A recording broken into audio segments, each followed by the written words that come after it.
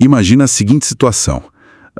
Um gestor público passa 4 anos inteiros falhando em entregar, assim, o básico do básico. O essencial. Isso. Ele falha no saneamento, falha na segurança, falha na infraestrutura, mas, por algum motivo quase inexplicável, essa mesmíssima falha de gestão não destrói a reputação da pessoa. Pelo contrário, né? Exato. Pelo contrário, a falha acaba tornando ele ainda mais venerado pela população. Parece um absurdo matemático completo. A equação da lógica simplesmente não fecha. É verdade. E essa provocação nos leva direto para o núcleo do que costuma ser muito ignorado nas análises políticas tradicionais. Pois é.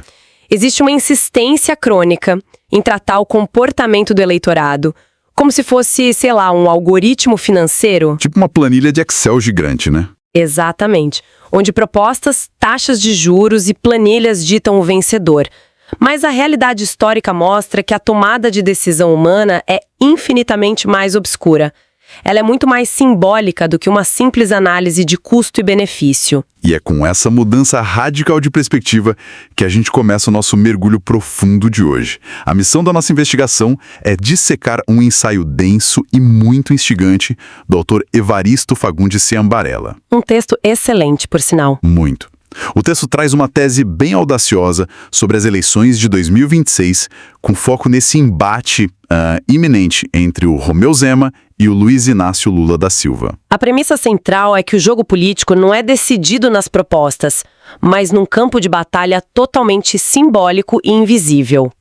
Mas antes de mergulhar nisso, eu preciso estabelecer um alicerce de absoluta clareza com a nossa audiência sobre o nosso papel aqui. Fundamental fazer isso agora. Sim, o material de hoje foca em figuras reais e em nervos expostos da política atual.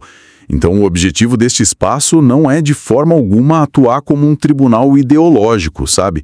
Não tem a menor intenção de validar lados, defender esquerda ou direita ou sequer endossar as conclusões do autor. O nosso compromisso aqui é pura curiosidade analítica. A gente vai funcionar como guias, sabe? Guias para entender a arquitetura do argumento do Ciambarella. Exato, sem tomar partido. Isso, mapeando como ele estrutura as forças do cenário político, mas mantendo aquele distanciamento necessário para observar o fenômeno, sem ser engolido por ele. E o que é fascinante aqui é que, para decifrar esse enigma sobre o Brasil, o autor força a gente a dar um recuo temporal massivo. É um salto enorme para trás. Ele tira a gente das urnas eletrônicas e joga direto no berço da filosofia ocidental. O argumento dele é que a forma como a gente avalia um líder deriva da nossa forma mais profunda de conceber o que é a realidade. E como ele divide essa percepção da realidade? Bom, o ensaio constrói a tese dividindo isso em 2 grandes eixos milenares. De um lado, a gente tem a estrutura de pensamento aristotélica, e para entender Aristóteles nesse contexto, a gente tem que lembrar que ele traz o olhar para o chão, sabe? Para a matéria. Exato. A verdade nessa lente é deduzida da observação do mundo físico. É uma filosofia pautada na regra inflexível da causa e do efeito. Então o valor das coisas está na utilidade prática delas. Perfeitamente. E o autor conecta essa lógica empírica à tradição judaica histórica. É um eixo que preza pela responsabilidade individual direta. Tipo, o seu comportamento gera uma consequência física que todo mundo pode ver. Entendi. Então quem usa essa lente julga o mundo pela entrega, né? O mérito está no pragmatismo. É o famoso o que foi feito e como isso funciona. Exatamente isso. Só que, em franca oposição a esse eixo, surge o segundo, que é a lente platônica. Platão divide a existência em 2 dimensões que não se reconciliam. O mundo sensível e o mundo das ideias. Isso. O mundo sensível, esse aqui que a gente vive, para ele é só uma cópia imperfeita e decadente. Já o mundo das ideias é o eterno, o perfeito. E a implicação disso é drástica.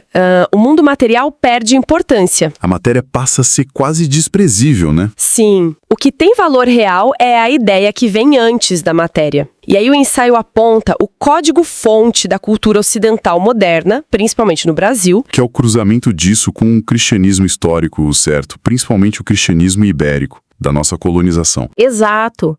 Com essa fusão, a moralidade deixa de ser definida pelo resultado prático da ação. Ela passa a ser definida pela pureza da intenção por trás daquela ação. Se quando eu terminar esse mandato, cada brasileiro estiver tomando café, estiver almoçando e estiver jantando, outra vez, eu terei cumprido a missão da minha vida.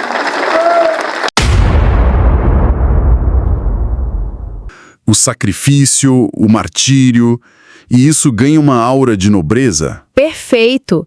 Então, não importa se a ponte foi construída direito ou se os carros estão passando por ela. O que importa é a magnitude do esforço de quem tentou construir a ponte. Mesmo que a ponte desabe no dia seguinte. Exatamente. O símbolo da ação devora o resultado da ação. Isso explica o nosso fascínio cultural pelo herói que sofre, sabe? Bom, vamos desempacotar isso para ficar bem visual para quem está ouvindo. É tipo analisar uma obra de arte numa galeria. Uma ótima analogia. Né? Quem calça os óculos do Aristóteles vai examinar o quadro com um rigor técnico quase cirúrgico, vai avaliar a qualidade do pigmento, o tempo de execução, o custo dos materiais. É uma análise super crua de eficiência. Exato. Já a pessoa que olha para a mesma tela através da lente do Platão, ela não está nem aí se a tinta está descascando ou se a moldura é de madeira barata. Sim, ela está focada no sentimento. Total. Ela está absorvendo a dor ou êxtase que o quadro evoca. Se a pintura passa um ideal grandioso de redenção, pronto, o quadro é um sucesso absoluto. O símbolo devora a técnica. E a tese do Sem Amarela diz que a política brasileira opera esmagadoramente sob essa segunda lente, a lente platônica. O debate mora lá no mundo das ideias. Exato. Desculpa, eu tenho que atender o mercado. Eu preciso atender a Faria Lima. Eu preciso ter responsabilidade fiscal. Eu preciso manter teto de gasto. E o teto de comida? E o teto de emprego? E o teto de salário? E o teto de saúde? Quem é que vai devolver para esse povo? A retórica sobre como a sociedade deveria ser ganha uma aprovação estratosférica. O discurso descola da realidade técnica da execução. E aí o como fazer vira só uma burocracia menor, que não deve sujar a grandeza do ideal. Mas aí isso leva a gente para um gargalo lógico muito forte. E o próprio ensaio tensiona isso. Aham. Porque se tem um abismo tão grande entre a expectativa do discurso e a execução prática, se a galera passa décadas vendo boas intenções falharem na entrega de qualidade de vida real, por que o paradigma não quebra? É uma excelente pergunta. Tipo, por que o eleitorado não descarta essa lente platônica e começa a exigir planilha e resultado? O conforto psicológico da boa intenção consegue mesmo anestesiar a frustração de pegar um ônibus lotado todo santo dia? Consegue. E a psicologia humana explica muito bem isso. É um mecanismo de defesa do ego. Como assim? Bom, quando você deposita toda a sua fé num ideal puro, admitir que a entrega falhou por incompetência do líder é a mesma coisa que admitir que o próprio ideal falhou. E isso gera uma dissonância cognitiva insuportável. Nossa, verdade. Dói muito admitir isso. Dói. Então é muito mais seguro, psicologicamente falando, acreditar na narrativa de que a intenção era perfeita, mas as forças obscuras do sistema sabotaram tudo. Entendi. A gente não tem medo de dizer que a gente é de esquerda, porque ninguém foi mais de esquerda do que Jesus Cristo. Ninguém. É exatamente por brigar pelos pobres, de cuidar dos doentes, de atender os mais necessitados, que os ricos da época mandaram crucificar Jesus Cristo. A falha deixa de ser prova de má gestão e vira prova de que o mundo é cruel com os justos. Exatamente. Cria-se um campo de força contra os fatos. E aqui é que a coisa fica realmente interessante na nossa análise de hoje, porque o texto pega todo esse arsenal conceitual e aterriza no cenário de 2026. Trazendo para o embate concreto. Isso, focando no contraste muito agudo entre o Romeu Zema e o Luiz Inácio Lula da Silva. Ele não olha para as filiações partidárias deles, mas para eles como avatares dessas duas filosofias. O documento enquadra o Zema como o arquétipo perfeito do gestor aristotélico. O cara da planilha. Total. A linguagem pública dele é toda pautada por métricas, corte de gastos, eficiência. Ele tenta convencer o público pela lógica de causa e efeito. Ele pressupõe que demonstrar competência técnica traz o voto naturalmente. Isso. Enquanto isso, o Lula é dissecado como a encarnação máxima da lente platônica. O capital político dele não vem de balanço fiscal, sabe? Vem da própria biografia dele. A jornada do herói oprimido, né? Exato, o arquétipo de quem nasceu na escassez, enfrentou o sistema desigual, sofreu um martírio e sobreviveu para trazer a redenção aos seus iguais. Isso é muito poderoso. O texto detalha bem como essa narrativa opera direto no inconsciente emocional. Quem vota atraído por isso não está escolhendo política macroeconômica. De jeito nenhum. Está respondendo a um chamado identitário. É a promessa de que a dor de todo mundo ali tem um propósito. E a disparidade nesse embate é fascinante, porque colocar essas duas figuras frente a frente não é um debate de ideias. Um choque de idiomas incompatíveis. É como tentar ganhar uma batalha de poesia no meio da praça, lendo uma planilha de Excel perfeitamente formatada. Nossa, é muito isso. O gestor está no palco mostrando gráficos de otimização de recursos e o público não só ignora aquela linguagem fria, como frequentemente acha que é algo sem alma. A galera tá lá aguardando o clímax da história de superação. E a grande tragédia do perfil técnico é não sacar que essa eficiência toda, em vez de atrair, pode repelir a massa platônica. A lógica estrita soa muito elitista. E se conectarmos isso ao quadro geral da tese, a gente vê como a própria estrutura da sociedade sofre uma reconfiguração imaginária, sabe? Toda a complexidade dos problemas econômicos e sociais é mastigada para caber num filme de mocinhos contra vilões. O documento explora exatamente isso, como a realidade é roteirizada. Tipo, as instituições param de ser instâncias de serviço e viram ferramentas de opressão histórica. Sim, e os grupos com maior poder aquisitivo viram logo os antagonistas cruéis. Enquanto o Estado vira uma entidade mística que vai aplicar a justiça divina. O atraso desse país é exatamente resultado de uma elite que dirigiu durante muitos anos esse país, que não se preocupou com a educação. E o líder, nesse palco, não é mais um síndico que cuida do prédio. Ele é o portador de um destino manifesto. E o mais letal que o autor aponta é que essa narrativa nem precisa de lastro nos fatos, ela só precisa fazer sentido emocional. O cérebro adora uma história com opressores e oprimidos porque consome bem menos energia mental do que estudar política cambial, né? Com certeza. E isso deságua naquela tirania dos rótulos que o ensaio menciona. A tirania dos rótulos. Essa é talvez a parte mais perigosa de todas. Pois é, porque a partir do momento em que a emoção toma o volante, o debate público morre por inanição. Ninguém mais discute o custo de um projeto de saúde.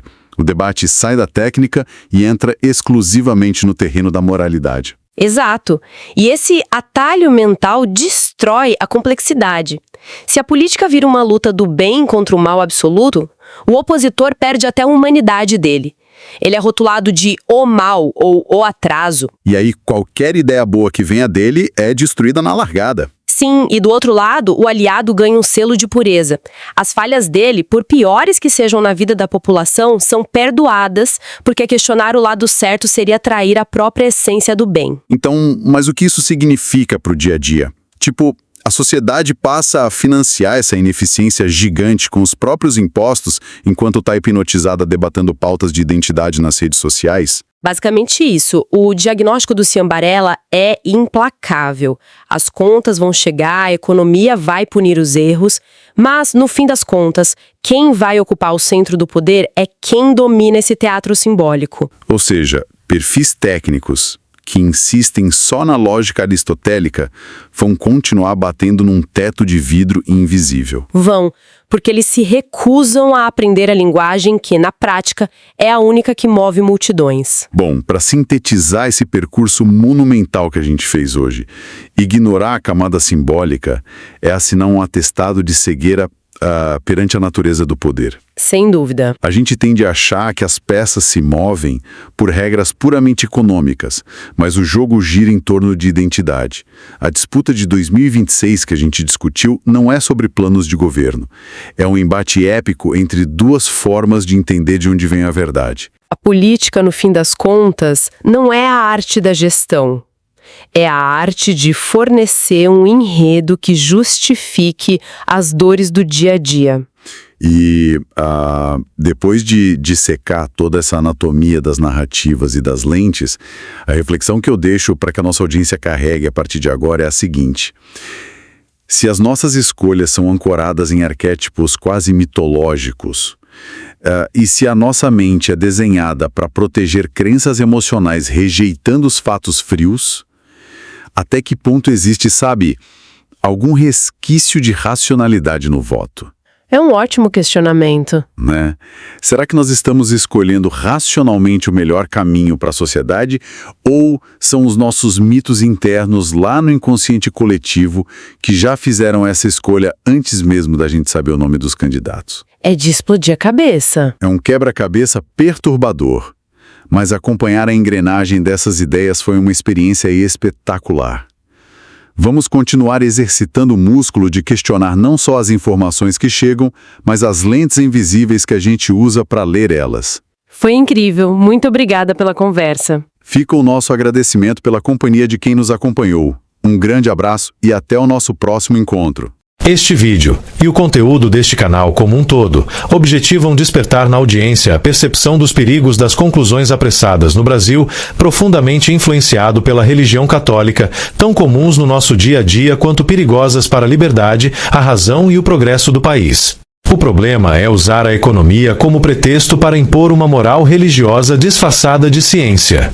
Enquanto esse viés dominar o debate, o Brasil continuará discutindo o termômetro, impostos, redistribuição, narrativas morais de justiça social e justiça fiscal, e não a verdadeira causa da febre, o baixo estímulo ao enriquecimento, insegurança jurídica motivada pelo emocionalismo. A raiz do estatismo como consequências de uma cultura que demoniza a riqueza em vez de entender a sua dinâmica com base na realidade, e não em uma moral ultrapassada da época em que a riqueza era fruto de guerras, pilhagens, escravidão e reservada para os amigos do rei, entre os quais a Igreja Católica sempre esteve presente.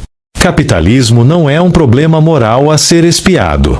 É um sistema de coordenação humana a ser compreendido e respeitado o máximo possível com respeito aos direitos e garantias individuais baseados nos princípios democráticos. O capitalismo nada mais é do que a democracia na economia. E isso exige menos sermão e mais razão. Quando o pensamento crítico desaparece, a ignorância coletiva toma conta. E nesse cenário, cada um se convence de que está absolutamente certo. Pensamento crítico é mais do que pensar demais. É um hábito disciplinado, quase uma arte. Questionar aquilo que parece óbvio, investigar antes de aceitar, exigir provas antes de se deixar levar por qualquer crença. É a capacidade de duvidar até mesmo das próprias conclusões. O brasileiro, em geral, não está preparado para verdades duras. A influência secular da cultura moral religiosa centrada na culpa agravou essa disposição. Durante séculos, formou-se uma mentalidade que trata o indivíduo como incapaz, fraco demais para a liberdade, imaturo demais para a responsabilidade, dependente demais da tutela de autoridades morais e políticas, e ele adorou. Vai, salto Bolsa Família, 25 anos nós recebemos Bolsa Família. Poucos buscam a verdade porque poucos realmente conseguem suportá-la. A maioria prefere narrativas consoladoras, explicações fáceis e mentiras confortantes. E é justamente por isso que pensar com autonomia se torna, no Brasil católico, um ato raro e quase sempre incômodo. Se você chegou até aqui, isso indica disposição para confrontar ideias que desafiam o que, no Brasil, costuma ser tratado como consenso. Em vez de recuar, você permaneceu. Em vez de se fechar, ouviu. Em vez de buscar conforto, aceitou o desconforto da análise crítica. Essa é a linha divisória entre quem apenas repete slogans e quem assume a responsabilidade de refletir e formar convicções próprias. Poucos buscam a verdade. Ela exige maturidade para suportar seu peso. Narrativas reconfortantes e explicações simplificadas são psicologicamente mais atraentes. Nesse ambiente, pensar com independência torna-se um ato raro e incômodo. O antídoto está no conhecimento estruturado e metodologicamente orientado, capaz de revelar pressupostos ocultos, intenções implícitas e omissões estratégicas. Compreender como argumentos são construídos e o que deliberadamente fica fora do debate permite antecipar movimentos, reduzir a margem do imprevisto e evitar manipulações. No Brasil, a política opera como uma disputa permanente de narrativas, fortemente influenciada por símbolos morais herdados da tradição ibérica, especialmente no que diz respeito à riqueza, à pobreza e à ideia de redenção. O teatro político não se sustenta apenas pelos atores no poder, mas também pelo público que legitima o espetáculo. Quando a política é tratada como religião e líderes são vistos como redentores, em vez de gestores avaliados por desempenho, instala-se um ciclo de indulgência, justificativas e repetição de erros. O país não permanece estagnado por escassez de recursos, mas por déficit de lucidez crítica. Então, a partir do momento em que você toma uma informação para si, você não está mais sendo a mesma pessoa.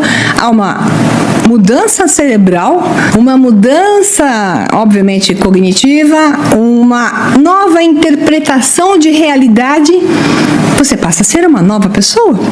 O problema é que quando se pega a mesma informação e se repete a mesma informação, incansavelmente, século após século, e as pessoas continuam aceitando sem questionar.